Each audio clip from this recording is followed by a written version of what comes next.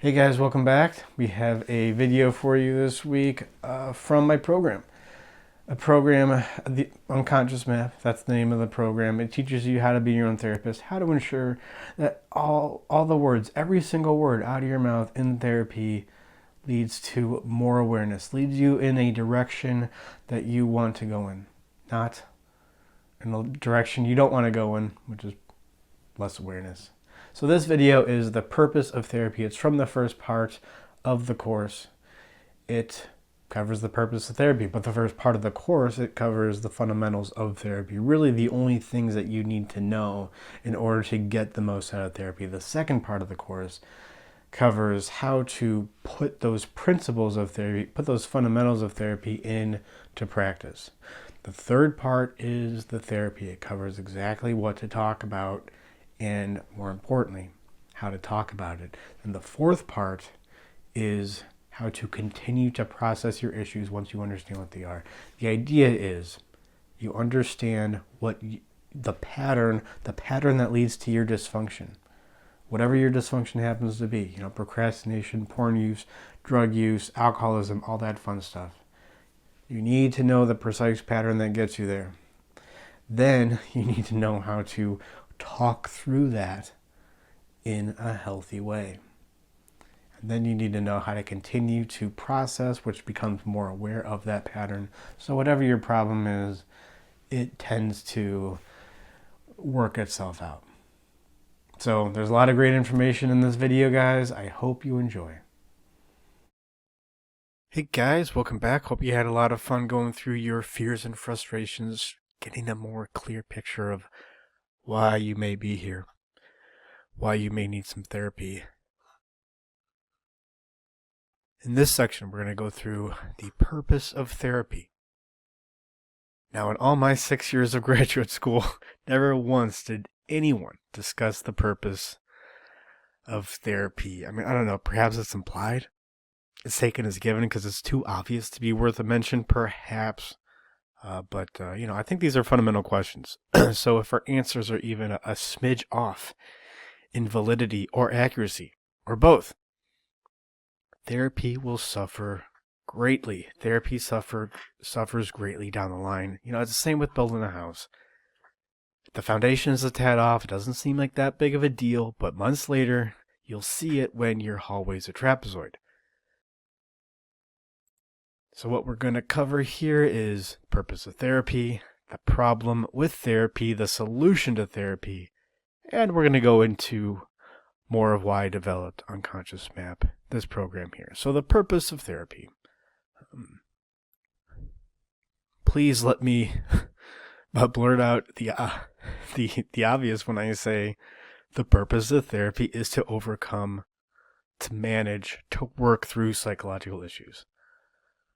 Now, what do I mean by overcome or manage?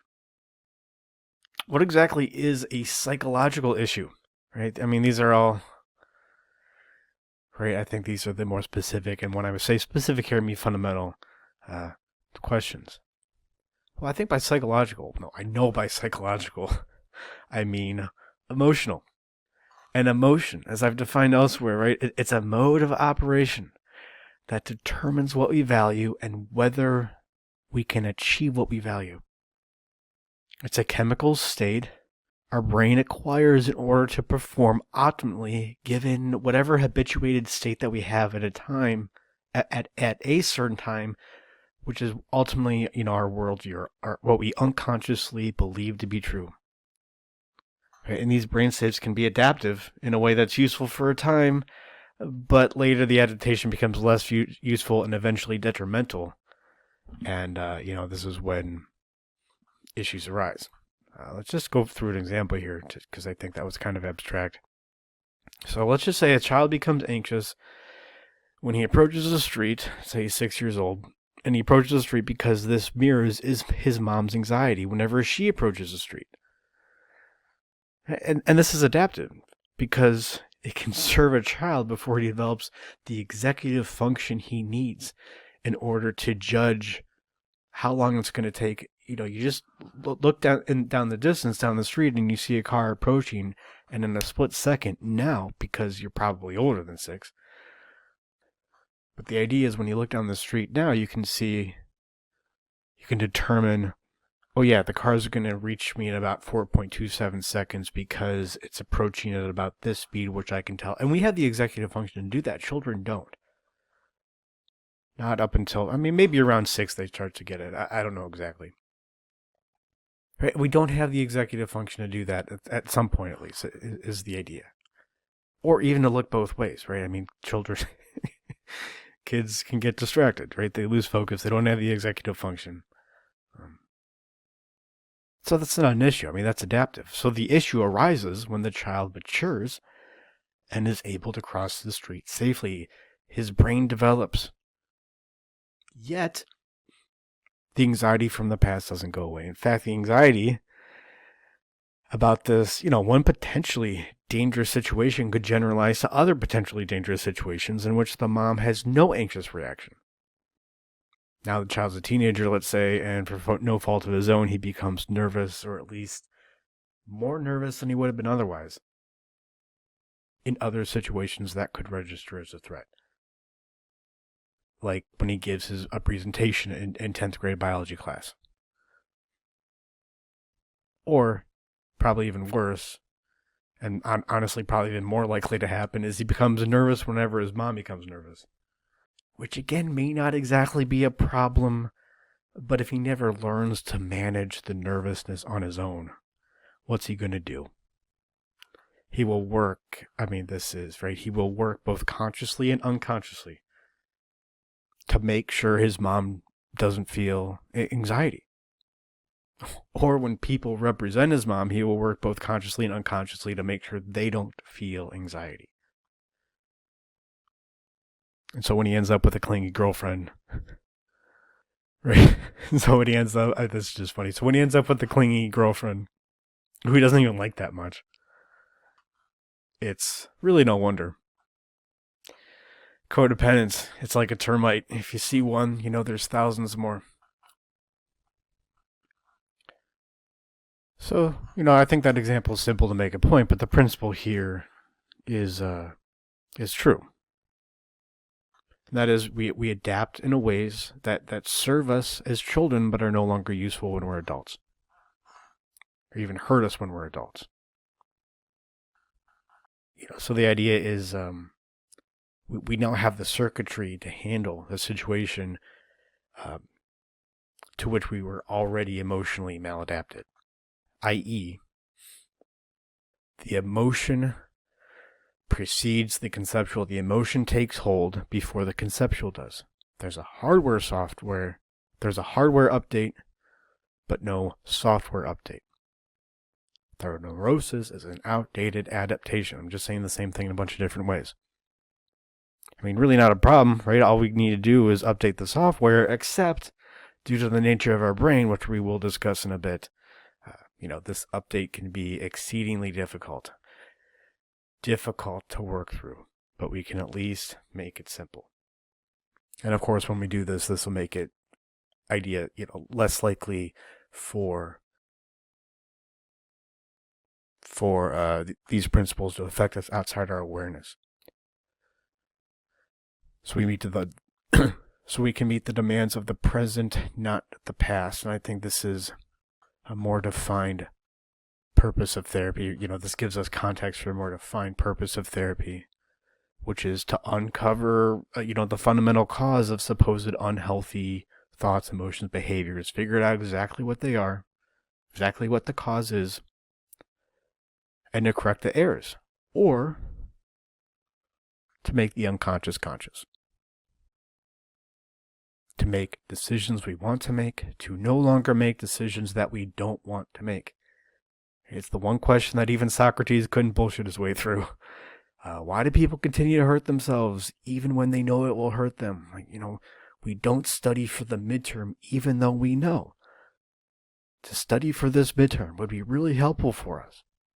And I've seen heroin addicts, in graduate school continue to use heroin even though they could talk openly and honestly and even coherently at times about how their drug use, their heroin use is all, like all drug use is a suicide. It's a slightly dilated suicide. And and emotions, as we know, are modes of operation. This issue that affects us outside of our awareness is fundamentally would be emotional. So we first need to get clear about emotions. The emotions that hold us back, that restrain us, like self-sabotage, anxiety, really. And of course, the feelings that drive us forward. The desire, the anger, the needs, the impulses. So how we get there? First thing we need to do is define emotions and how they operate. See my first book, Man's Guide to Psychology, or any 2 seconds of my YouTube videos. And when we do this well enough, it turns out that it provides all the information we need to process emotions, which means specifically how to talk through emotions so we can become more aware of them. Right, so this is the value of therapy, really, is to ask certain questions, answer them in a certain way, to process the emotion which precedes consistent action. Become more aware of the emotion, that which drives our actions and decisions. Doesn't mean it's irrational, it just means it's emotional. Those are two completely different things. Clear that up. To process the emotion, to become more aware of the emotion that precedes the action.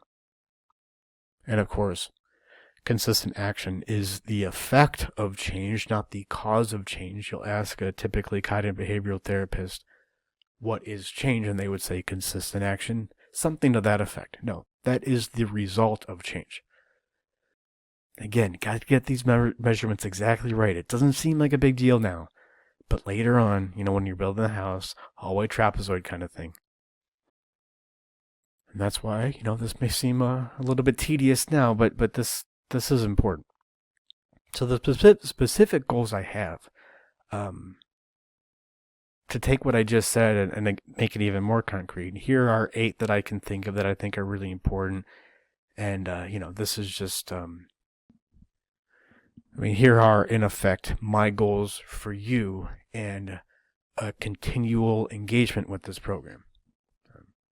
The first one, self-validation and urgency. I think this is just the ability, fundamentally, to feel like you have the right to exist and to cultivate this feeling on your own without validation, or approval, or lack of disapproval from somebody else. Right? Your validation, your ability to validate your existence, is self-driven. And you'll know it's self-driven. You'll know that you are achieving your own validation, not the validation of some unspoken words from your father, which could just be a projection of how you interpreted some situation when you were 15 anyway. But you'll know it's self-driven. You'll know it comes from you when you can feel validation without, feeling also the need to regress into self-satisfaction, which is the harbinger of laziness. In other words, right? We're talking self-worth and capability, or compassion and confidence, ahem.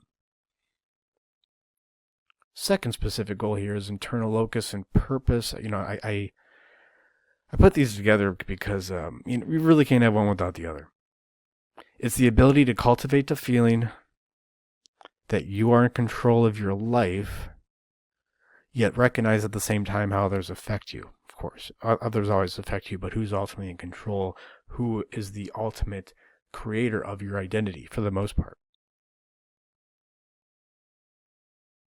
And you can't really achieve this inner locus of control without purpose, without some kind of purpose, and not a purpose you have that makes you look cool, or one that makes up for your inability to validate yourself. Or because when you have a certain purpose, it keeps your parents off your back. Nothing like that. Rather, a purpose you have because you want it for no other reason than you want it. Oh, well, how do I know if it's me who wants it and not somebody else? That is a question that the answer to that question, it becomes more and more clear. I want to put you in a process through which the answer to that question will become more and more clear, to the point where it effectively is, the most obvious thing in the world. And it will become that way.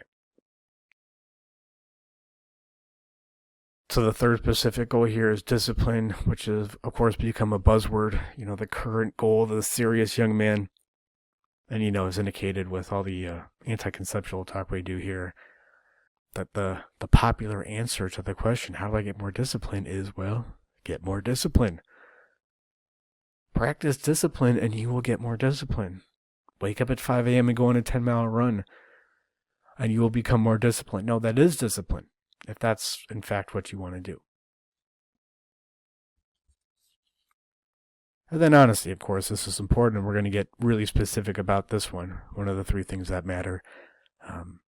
But I have to put it here too, because it just permeates everything, right? Are you able to be as honest with one person who you are with everyone else in your life? Or do you feel like who you are changes, right, based on who you're with? I don't think Seinfeld was ever that funny as people make it out to be, but, George Costanza has this moments. And that was, of course, a great episode. Relatable and hilarious when 2 different friend groups. He's 2 different Georges to do 2 different friend groups. But also we're going to go a lot more specific with this and deconstruct exactly how to be honest. There's one right way to talk through what's going on with you in a way that's honest. Sorry, does that make me seem like a therapy Nazi? Well, it's true. And then, of course, sleep. You need to function.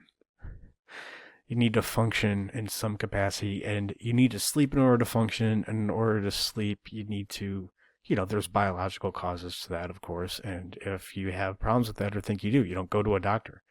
Don't come to me with those biological. Now, sometimes, of course, the psychology can affect the biology, but you gotta sleep. You need to focus on something for 2 to 3 hours at a time. That's max. And then I would say maybe max 6 hours a day. Can you really focus? And that's absolute max, in my opinion. Then you can start getting into drugs and stuff, whatever. But you gotta focus on something if you want to achieve anything with your life. Whether that's the focus you need to write a book or parent a child, you gotta be there. You gotta be there and you need to be present. Ease, like a sense of ease. I think this comes with honesty, but I just want to get specific here of what, again, my expectations are for you and for myself. And look, we all feel a sense of ease at certain times. I mean, typically when we're with friends, 2 beers in, 2.5 beer relaxation, we'll get to it. But it's more about how do you develop that sense of ease without alcohol, without being around your friends, or without the clique, as Bukowski says. And I think it's really possible to feel that anytime. And even in topics, that I say here that we're most insecure about. Which I don't know who you are, where you come from, or anything about you, perhaps. But I know that the 2 topics that you don't want to talk about the most are money and sex. And also, as I say there, whether you're alone or with others. And, culture, of course, labels us either introvert or extrovert. But, these are adaptations. I don't know where introversion exists. I mean, I know it's a group of symptoms, maybe, but I don't think that's a good conception for what's really going on. And it really stems from the same issue, right? I mean, introverts have a difficult time with communication, so they avoid it through isolation. Extroverts have a difficult time with isolation, so they avoid it through company, not necessarily communication. It's avoidance either way, though.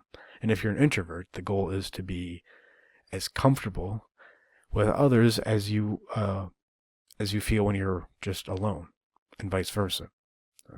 And of course, money and sex are they matter because they touch on our sense of value, either societal, how valuable we are socially, or sexually, romantically. Not, of course, you don't need to be open about everyone with these topics at all times in the most excruciating detail, of course.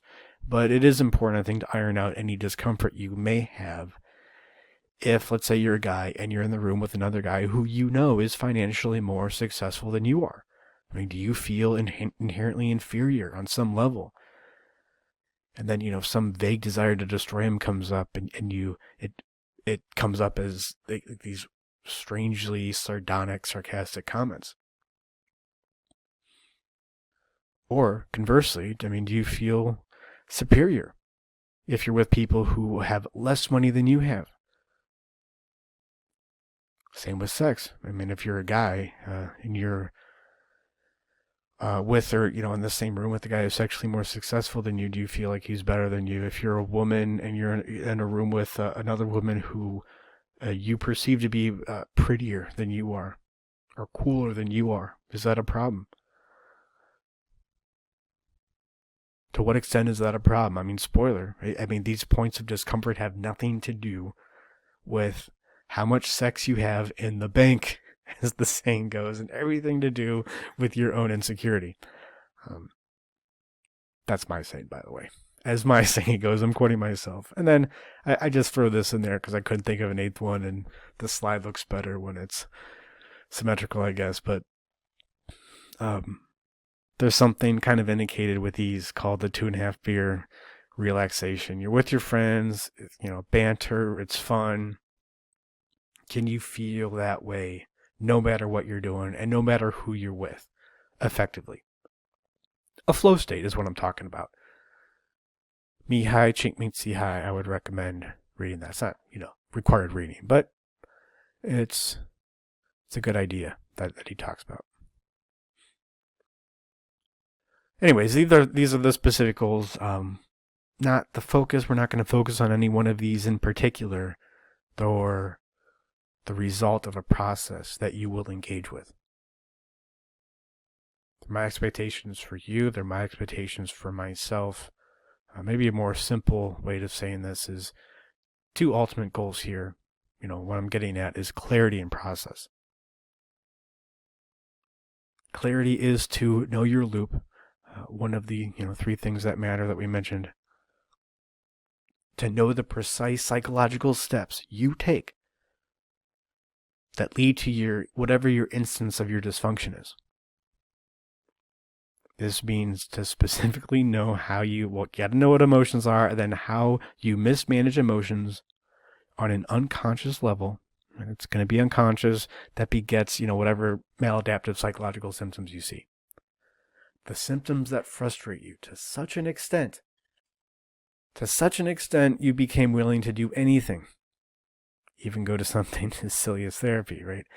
And my goal for you is to be able to explain exactly what this emotional mismanagement is, and to be able to do it 10 different ways at the drop of a hat. And more importantly, really to feel when it happens in your life. Notice when it happens, yes, but also anticipate, really feel. Get nuance with that process, like the 10 feeling states before and the 10 feeling states after. Just get clear about it. It slows down. And you really, I honestly believe you can just see the neurosis happen before it happens. It's magic. And then process, this comprises what the 2 other things that matter ultimately is honesty and the ritual.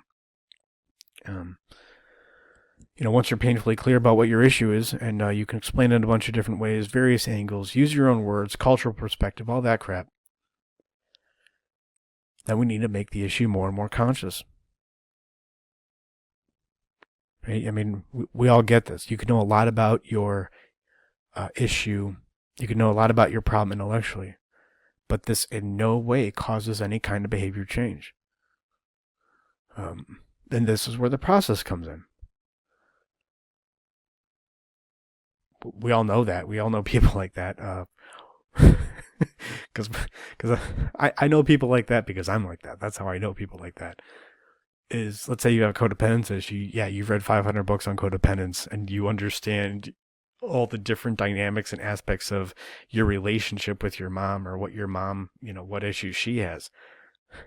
But that doesn't lead to any behavior change. Sometimes it does a little bit, but of course never to the extent that we really think it will. But right, this is where process comes in, right? Once we understand the issue, once you really understand the issue, I argue, this gives us all the information we need in order to talk about that issue, in order to process, to become more aware of that issue. Then through that honesty, we develop a ritual. I'm going to say more about this in part 4. But let me just say for now that a ritual is like a routine, but it's perceptively effortless and it focuses on your central psychological issue. Whereas a routine, typically when we do a routine, is a way for it's a way for you to beat yourself up. It's a way for you to fail so you can beat yourself up about it. And look, I get it. I'm from the Midwest where how we gain status in Ohio is to do it through like a kind of self-criticism that borders on martyrdom. All right, and I'm back. Had to take a break there. So yeah, on to the problem with therapy. It's an open secret in society that therapy, how it's practiced today, is effectively pointless. I know a lot of therapists. I appreciate it. You're out there. You urge people to go to therapy, and it's a nice sentiment. But what these therapists don't realize is to the extent that therapy has become unhelpful for most people. I mean, we know there's a dropout rate in the first 2 sessions upwards of 80, 90%, depending where you look. That's ridiculous. Though I think what's, more palpable for me are the personal stories that you hear when people talk about it. If I corner somebody at a party and talk with them, find somebody who's willing to talk about therapy, I'll corner you at the party and don't think that, trying to excuse yourself and say, oh, I got to go talk with my friend over there. Yeah, that's not going to work on me. I'm a little bit too dense to pick up on those social niceties, but I think the people who do go to therapy on a consistent basis, I don't even think most of them don't even find it helpful. I think probably 80% don't find them helpful. And when people do say it's helpful, it's a sad kind of helpful. I get the sense that helpful means I like my therapist, which is good. It's good to like your therapist. And I like going somewhere where I can complain guilt-free. I want to complain to all my friends and family, but I know I grate on people when I do that. So I'm going to go to pay somebody just so I can complain to them. Not a lot of growth there. Not a lot of awareness. So the failure of modern therapy, I don't think it's not one of therapy itself. That's part of it, but I think it's really one of epistemology. It's an epistemological failure. If it was only a failure of therapy, right, then someone would have noticed it and fixed it. But I think because the failure is somewhere outside of psychology, technically, in philosophy, I don't think people see it. And so it becomes insidious.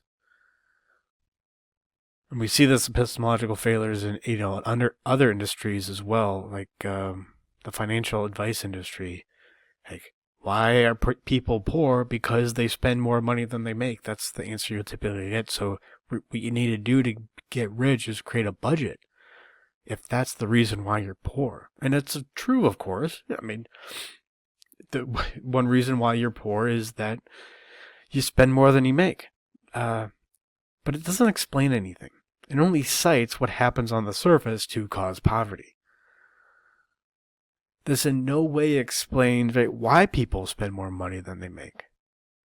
Why do people get to that place? How do people get to that place, psychological or otherwise, that makes it more likely they will spend more money than they make? And we see the same thing. This anti-conceptual mentality is what it is. We see the same thing in the diet industry. Why do we get fat? A typical answer you'll hear is, well, people consume more calories than they use, and they burn up. Again, this is true. But it in no way explains why people consume more calories than they do. Is it because they're lazy? Sure, I mean, perhaps. But why are they lazy in the first place? Until we ask why, down to first principles, it's not an explanation. It's simply like pontification. It's just a way to preen, to make you look a certain way. And of course, a problem that's a pet peeve of mine is the homeless epidemic. Often the solution we hear to this is to build more homes. And it makes sense on the surface, right? I mean, it's right there in the name, homeless. So if we build more homes, then we'll have a home plenty problem. But again, the solution fails because we don't ask why we fail to build more homes in the first place, or why cities, when there are plenty of beds, more beds than there are homeless people, why is there still a homeless problem? It's the same issue with therapy. Why do people have unhealthy thoughts, emotions, behaviors? It's because they have unhealthy thoughts, emotions, and behaviors. If we get people to change their thoughts and emotions enough, then they will change their behavior, and consistent behavior change will lead to change. But consistent behavior doesn't lead to change, it is change. Again, it's a failure to ask down to first principles the question why. I mean, what I'm talking about here is, of course, cognitive behavioral therapy, CBT, and what this was is a compensation. And as with compensations, you're going to expect some, it's going to be inferior. So psychodynamic was the first main therapy model. And while it did understand that there were things outside your conscious mind that affected you, it was vague and unscientific. And yeah, so CBT was the compensation for this, so it became too rigid, too concrete, and only focused on the surface issue. Unable to ask why. I mean, sociology I have there, it kind of broke off from psychodynamic as well. The unconscious in psychodynamic became society. So it's all similar problems. And compensations are inferior. But the first problem with therapy, because, cognitive behavioral therapy is what I'm talking about here, it's a compensation. The first problem with therapy is it was too vague to be helpful. I mean, this was has become known as the psychodynamic approach. Of course, it wasn't known as psychodynamic back in the day. But, and it's just too vague. I mean, it's right in that, you have an unconscious, but it's too vague. Plus, it tends to engender perpetual therapy. I mean, that's what happens when you treat therapy like a colonic. Getting go in and get your weekly colonic. You have this unconscious, but there's really no way to make sense of it. It affects you, and so the best we can do is just kind of treat it like a pressure valve release. So what happened was the therapy industrial complex. First, there became a therapy industrial complex because there was a scientific industrial complex. It's not just military industrial complex. And the therapy industrial complex realized this problem, and so and they wanted to, continue to exist. Because that's what bureaucracies do, is they perpetuate themselves, so they made themselves more concrete. They made themselves more scientific. They made themselves, quote, evidence-based, and this, of course, is simply a marketing term. Doesn't mean anything to say that it's evidence-based. Of course, there's evidence for everything. That's right, CBT tried to fix for the vagueness, but it was made concrete in the wrong way. So what this looks like, because I think this is important to really understand. If we want to understand what a helpful conceptual therapy would be, unified ultimately therapy would be, is this is the CBT triangle, and it addresses thoughts, emotions, behaviors directly, identifies unhelpful instances of these, and then attempts to change them through this CBT triangle. And what this indicates is we have, we change our thoughts through a change in behaviors and emotions, behaviors and feelings, you see it. We change emotions through a change in thoughts and behaviors, and we change behaviors through a change in thoughts and emotions. And this can be helpful to some extent, right? In that it makes us more aware of our thoughts, emotions, and behaviors. But again, it's an anti-conceptual approach. There's no system, no coherent explanation for supposed unhealthy thoughts, emotions, behaviors. And this invariably leads to repression. And let me tell you, a lack of clarification will always lead to repression. Now, of course, no cognitive behavioral therapist on here would openly endorse repression, but they do endorse a system that invariably leads to repression. And though this triangle provides some kind of explanation, it's not clarity. This is the circular fallacy, right? The fallacy of begging the question. It's when an explanation assumes the conclusion rather than supports it. Right? I mean, where do behaviors come from? Thoughts and feelings. Okay, great. Where do thoughts and feelings come from? Behaviors. It just goes around in circles. I think it's funny that it's a triangle like this. No, it's the circular fallacy. I think that's what you meant to represent here, guys. Yeah, I mean, it's hilarious. I mean, CBT is so tuned out of logic and reason and philosophy that they would make something called the CBT triangle, and nobody in the room thought to think, this looks a lot like circular fallacy diagrams. Wait a minute, what are we doing? What exactly is going on? And of course, here, there's repression. With repression, you get shame, and the implication of shame here is, in a strictly psychological context, no thought, emotion, or behavior is negative or unhealthy or wrong or in any pejorative sense. It fully depends on how we are able to conceptualize it. And this gives us all the information we need in order to use it, in order to integrate it. Now, there's a secondary problem with CBT, which is natural outcrop of the first one, and that is it leads to this proliferation of techniques. Therapy just is boiled down to techniques that you use. And look, I love techniques. We need them. I love tactics, tools. They're going to be tools that I'm going to share here. But the right ones, like the right techniques, the right tools, ones that actually address your fundamental issue and not just cover it up or temporarily reprieve it give yourself a temporary reprieve or relieve yourself of it only temporarily.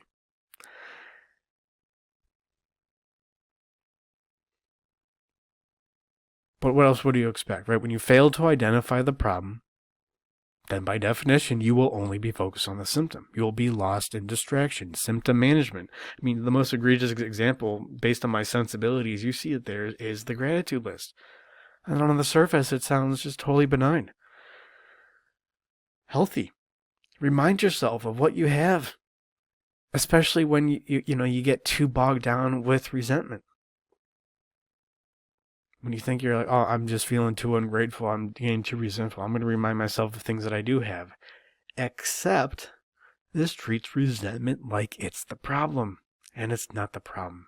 In fact, it's the solution, really. I mean, it's the solution is in there, but really, it's a symptom of something deeper.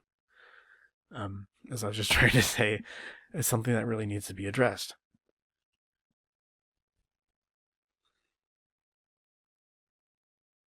And so I think, when you really get down to it, when you're able to manage your resentment for what it is, will you be able to feel true gratitude, true compassion for yourself and your situation. That's ultimately what gratitude is. And you don't have to convince yourself. It happens because you naturally engage with your psyche. So the solution, what would the solution to all this be? Well, it's going to be me, of course. We need to create a therapy that's clear and fundamental. The problem, what I was trying to say, is that therapy is either precise, it's shallow, or fundamental, yet vague. And, fundamentals in quotations, because unless you're clear, is it really fundamental? And so I think if therapy is to have a future, we really need to create one that's both precise and fundamental. That is, we get painfully clear about what your issue is and do so on a fundamental level. And if it is fundamental, then guess what? Everybody has it. Which means the therapy can be the same for everyone. It's perfect therapy. Right? The clarity and the fundamental nature of it, they go hand in hand. It's perfect therapy because it's decentralized, to the extent it's decentralized, and doesn't rely on the deftness of any one particular therapist. And I hear it now from all the hack therapists out there. Oh, but everybody's different. Yeah, of course everybody's different. Obviously. That doesn't make you seem as smart as you think it does when you point that out. Especially since the purpose of intelligence is to notice similarities. But when you develop ideas based on reality, based on airtight principles, based on principles without which the field couldn't exist in the first place, and you make it deductively airtight, then this leads to a structure. And a structure, when it's grounded in reality, creates more freedom, not less. Yes, of course, our experiences are different. But I think you'll find that the emotions behind those, though they're expressed a little bit differently based on different, cultural background, whatever, all that crap, it's very similar when we can boil down emotions to what they are.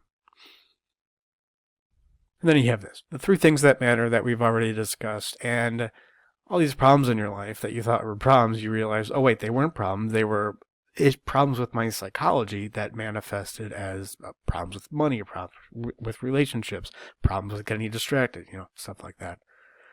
And here's a 2x2 matrix. We have vague and precise, shallow and fundamental, sociology, shallow and vague, psychodynamic, right? Fundamental, but vague.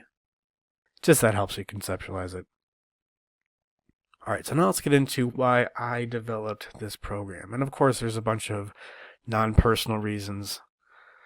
Therapy's pointless. As we already talked about, arguments with the establishment really don't go anywhere. I think you have an entrenched bureaucracy now in therapy and academia. Could just be that I'm unlikable and bad at communication. So it could be that. But maybe on a deeper level, I think humanity needs this.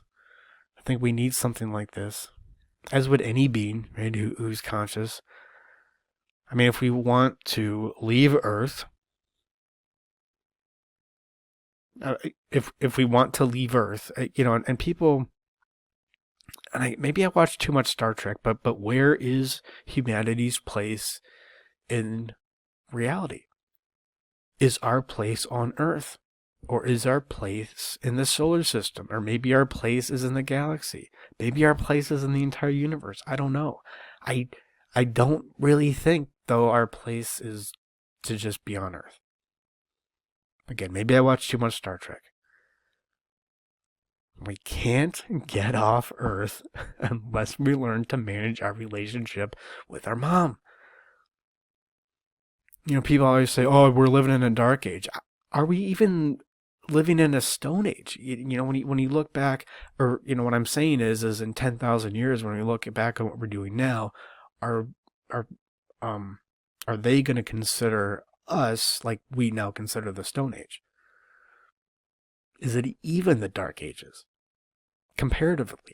I don't know. And then I like to think about these things, and look, the idea here is if 50% of the time when you were projecting, when you were taking an unconscious issue that you didn't acknowledge about yourself, good or bad, and placed on somebody else, then have an argument with that person, but you're really having an argument with the part of yourself that you don't like. If 50% of the time we did that, we noticed what was going on and took those projections back and communicated that in a clear way, which I'm going to show you how to do exactly. If 50% of the time we did that, I think, and maybe I'm kooky, but I think that society would look completely different. I think it would be organized in completely different ways. I'm not talking about like it's not going to be utopian, nothing's going to be utopian, but I'm just saying it would be different. It would, and I can't even say how it would be different. I just get that sense that it would be different. Because, I've done this. I think 50% of the time I project, I take those projections back and communicate them well. And I'm an alien. I'm an alien now compared to how I was when I was 20 or 21. We'll talk about it. Yeah, and we're going to talk about it right now, in fact.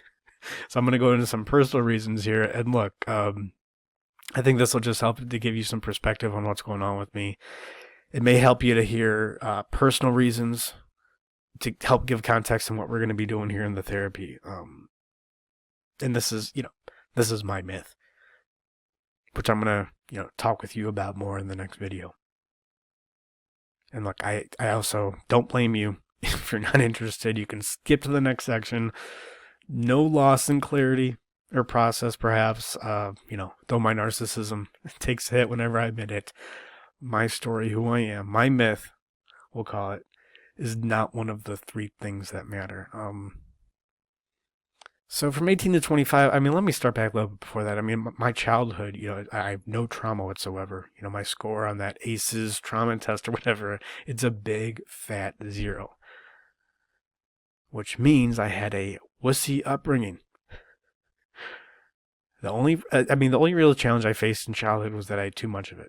If anything, I suffered from delayed onset adulthood. I didn't have a girlfriend until I was 26. I had no idea what to do with my life until I was 29. In a way, the world was out there, and my psyche both demanded that I grow up. As I went to college, which I went to college for 5 years, only to receive a philosophy degree. And as I entered the workforce, and I barely entered the workforce. It was 7 contract jobs over 5 years. It was pretty pathetic.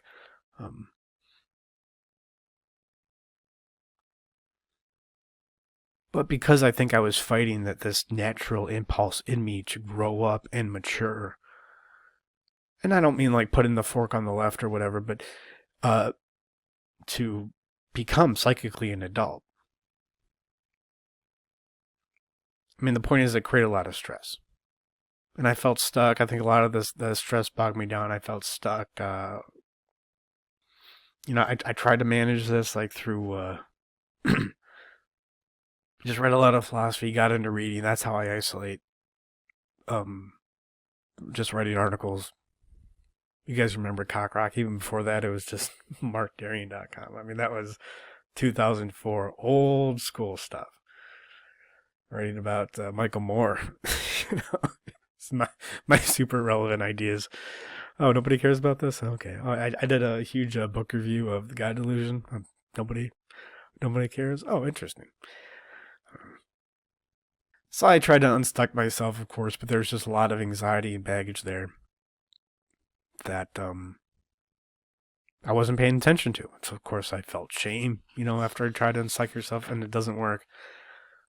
So, as a senior, senior in college, I saw a therapist, and I don't know, it seemed nice. It was a nice part of town. Every city has one of these. They restore these old, turn of the century buildings, architecture, the part of the cities where white people live, where they have enough money to keep black people away, right?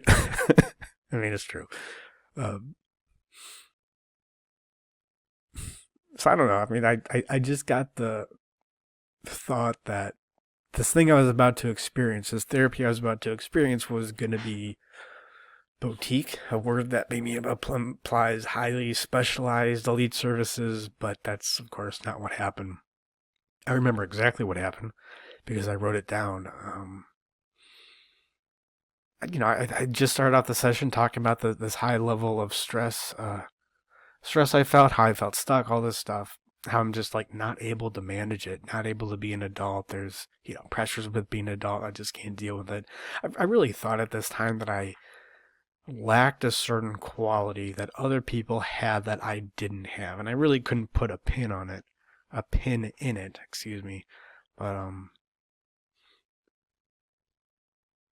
it's like evolutionary psychology would say. I was reading a lot of selfish gene stuff and a lot of evolutionary psychology at the time. This time it was intellectually just very popular in the meme ether. And I kind of just put the pieces together. I thought, oh, well, I'm just too kooky to be functional. I'm a failed experiment. I'm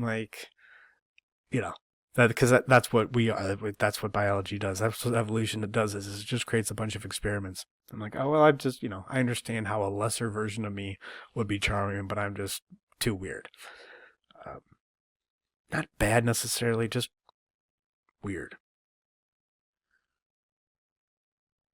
And I remember what my therapist did at the time, and she had some kind of health issue too with her arm. I kept getting distracted by it, but she went on this whole rant, and this is our first session. She went on a whole rant about what stressed her out at this time. Like, I guess she was trying to relate with me or something, but what was going on was a 2004 election. I mean, do you remember that? Like, that was the beginning of people, I think, really caring about elections. But and like this is, I was at the height of my messianic phase, and even I didn't care about it.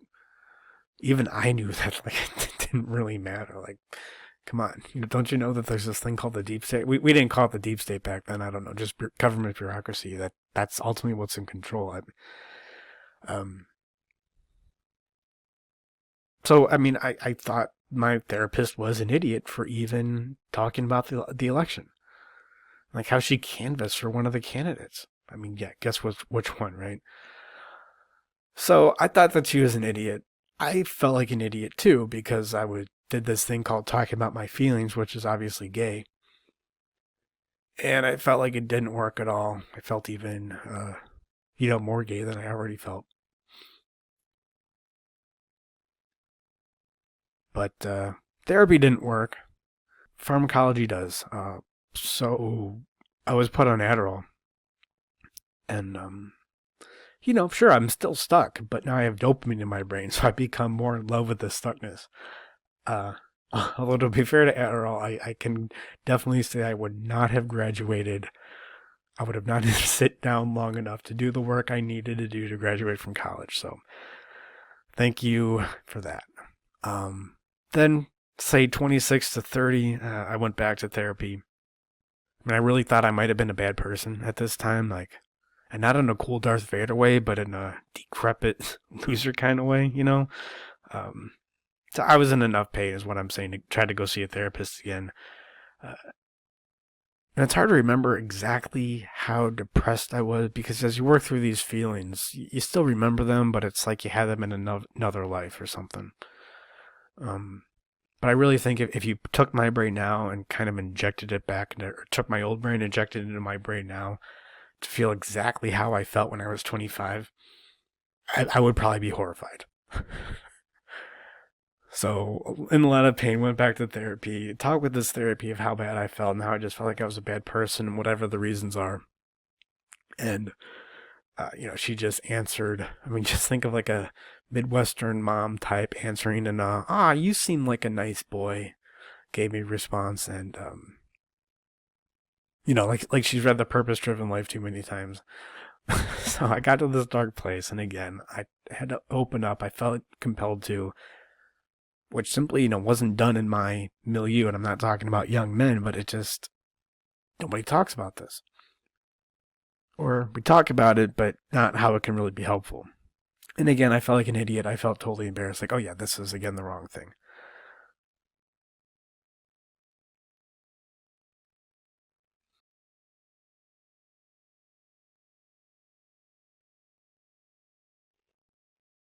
So what happened? I received several gut punches over the next few years.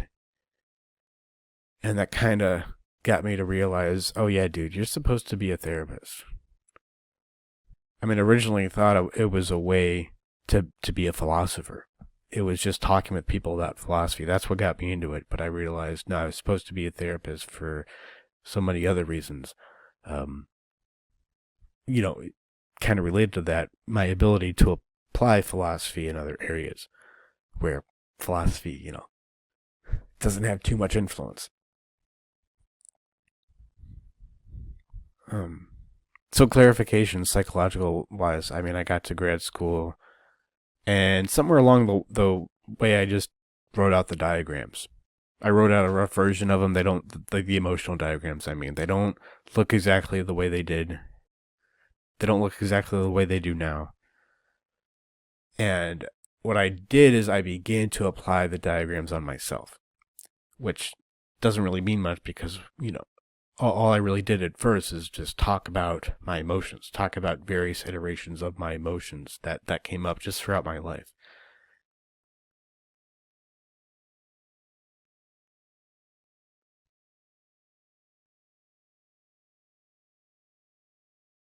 So I started to do it myself.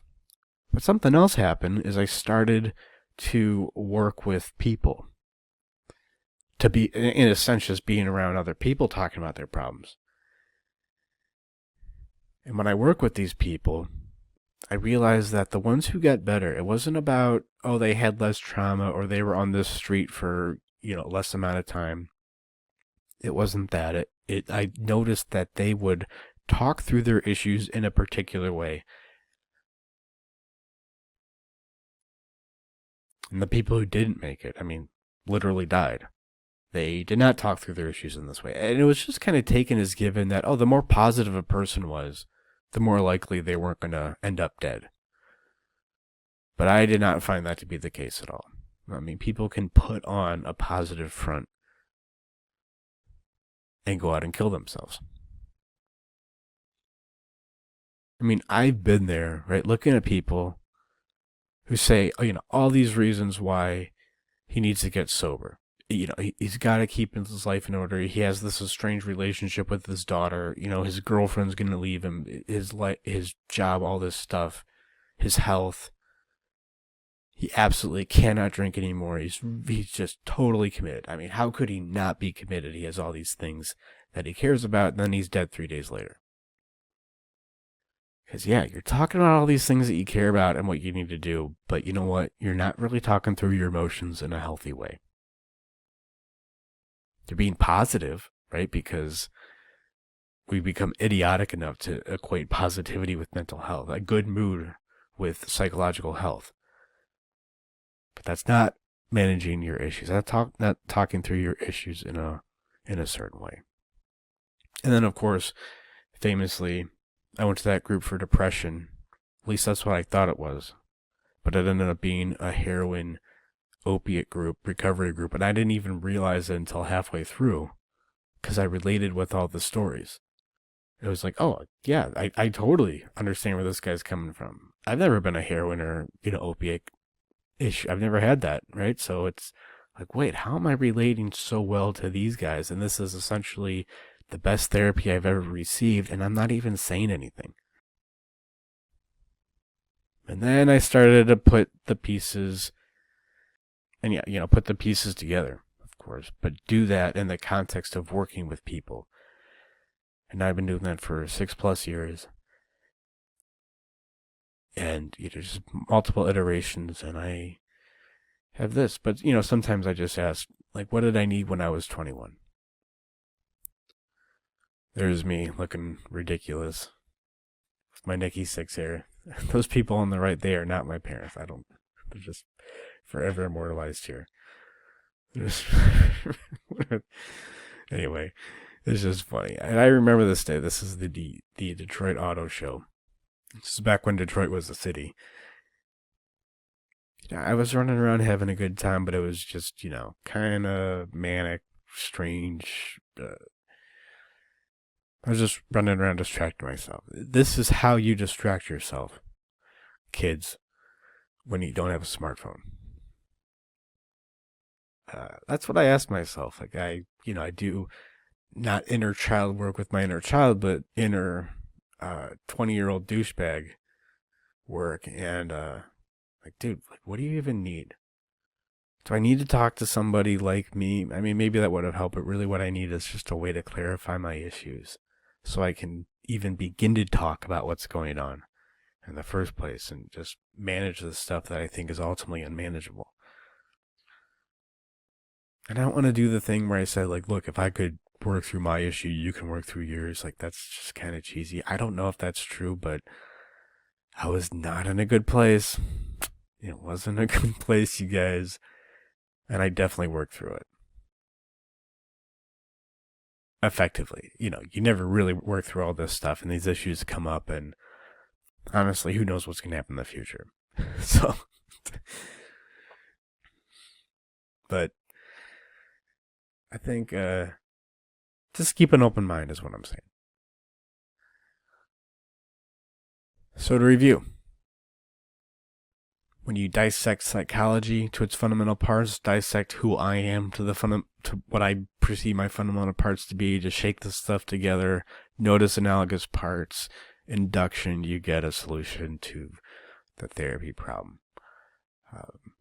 And for the second assignment, just begin to think about your intention for this program, what you want to get out of it. You're going to be way more likely to learn and integrate what you have learned if you have a clear intention. If it's, I just want to feel better, that's really not going to get you through it. Well, that's going to get you through it, but again, you're just not going to pick up on things. It's good to have an intention. And a good place to look is your 3 fears and frustration, those scenarios that we did in the first video. And then imagine the opposite, and try to be as specific as you can. You don't, not too many words. Take your time. I mean, you don't really have to do this, of course. I think it's going to be helpful if to write this stuff out. It's really helpful for me, but maybe that's just me. Maybe just have these questions in the back of your mind. Whatever. If you need to get more clear about this later, it will come up.